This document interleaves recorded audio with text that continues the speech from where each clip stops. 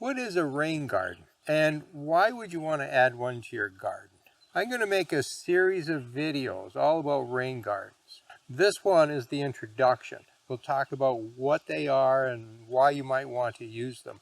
The next one will be a step-by-step guide on how to build them. I'll do another separate video on just the plants. Which plants should you use in a rain garden? I've been monitoring several rain garden installations in my town, and I'm going to create a video to show you how they were installed and show you the step-by-step process and the finished gardens. I'm here with one of my favorite types of plants, clematis. This one over here is a mid-sized purple that I've had for many years. In fact, I moved it from my last home to this one because it's such a great plant. So reliable, still got lots of buds, so you're only seeing the early part of the display. Now on this side is Clematis Prince Charles. I also have Clematis Diana, and she's a beauty. And I used to grow the two together, but they didn't get along, so now I've got them separated. Prince Charles is here, and Diana's at the other part of the garden, and they're both happy. Anyways, back to rain gardens. Now, rain gardens are a newer type of garden, but one that's becoming really popular. It provides you with a place to grow special plants, and it's good for the environment. I know all of you are interested in helping the environment, and a rain garden is a perfect choice. Let's start with the why. Why would you want to create a rain garden? Many homes are constructed to direct the storm water off the roof and send it to the street, where it enters the municipal storm system.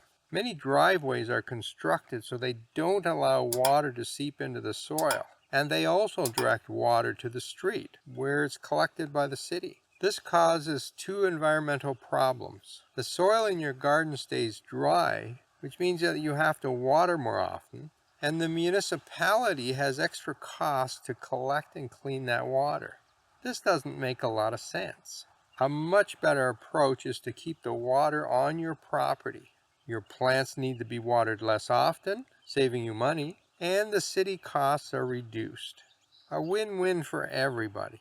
Rain gardens also trap pollutants, allowing your soil microbes to decontaminate them before the water reaches the groundwater. And that's beneficial for long-term health in your local watershed and groundwater supply. Rain gardens are also a great opportunity for urban wildlife enthusiasts. Unlike most other types of landscapes, they allow the rainwater to pool for a short period of time. These unique conditions attract all sorts of creatures. Depending on the plants you select, you can attract birds, butterflies, bees, frogs, and even turtles. Well, what about mosquitoes? Well, you don't have to worry about those. Those won't breed in a rain garden. Rain gardens are a smart choice for the environment, and they look great in your garden. So what is a rain garden? Well, in simple terms, it's just a low area in your garden where the water collects. Rain and snowmelt coming off of the roof of your house goes down the downspouts and into the rain garden. So you design it to collect that water. You want to keep as much water on your property and keep it away from the street. Right after a rain event, that water collects in the rain garden. And so right after a rain event, you'll actually have a little pond there. The water will be sitting there. Slowly over a number of days, the water will seep into the soil, both down and to the sides of that garden. And after a few days, it'll be dry again. So these rain gardens have this very wet to very dry cycle. So it's important to pick plants that like to grow in that kind of an environment. I'll make a separate video for selecting good plants for a rain garden.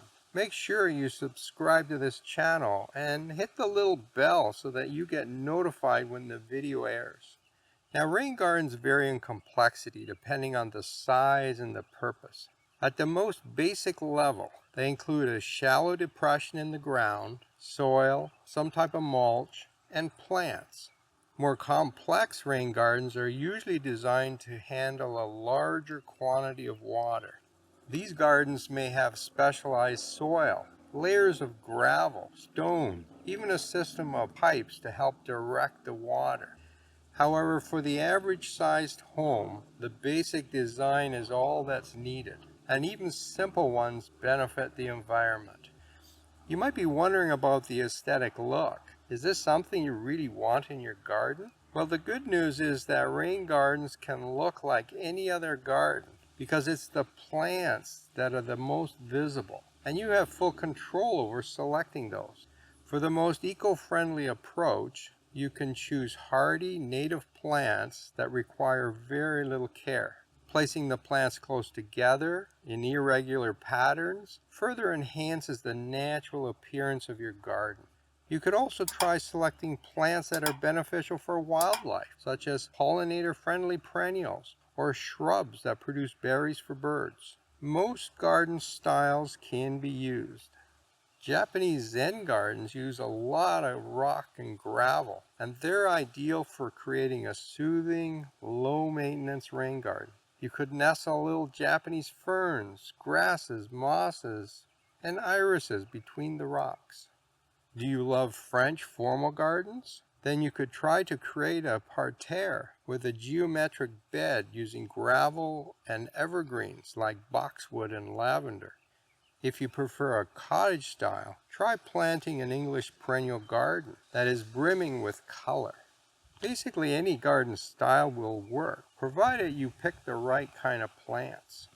Adding seating, shelter, walkways, and ephemeral water features could make the garden even more attractive. You might start looking forward to those rainy days. Rain gardens are also a good idea to combine with ponds. You can have the rain garden before the pond and use the excess water from the rain garden to fill your pond, or you can have the rain garden after the pond and let the excess water from the pond flow into the rain garden. Either way works well. By now you're wondering, well, how do I build this thing? Well, I'm going to cover that in my next video. It'll be a complete step-by-step guide to show you how to build it, and it's quite simple. To see that video, click in the top right-hand corner. That video will be published in about a week. For those who subscribe to my channel, you'll get notified when it's released. Try a rain garden. It's a great addition to your garden, and it's good for the environment. Win-win for everybody.